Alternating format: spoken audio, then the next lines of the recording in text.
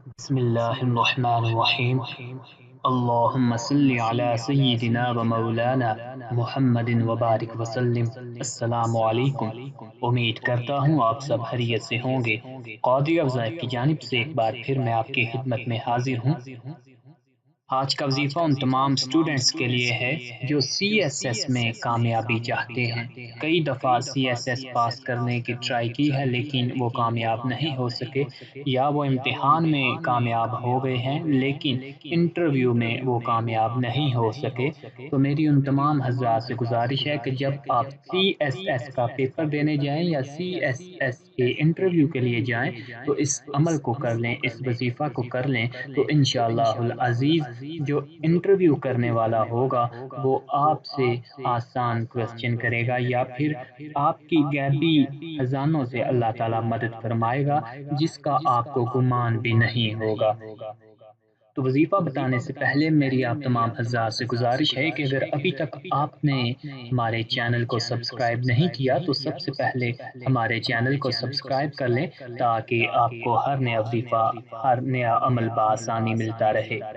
تو سامعین، آج کا وظیفہ یہ ہے کہ جب آپ سی ایس ایس کے امتحان کے لیے یا پھر سی ایس ایس کا انٹرویو دینے جائیں تو یہ جو عمل، یہ جو آیت آپ کے سامنے سکرین پر آ رہی ہے، اس کو آپ نے 11 مرتبہ پڑھ لینا ہے۔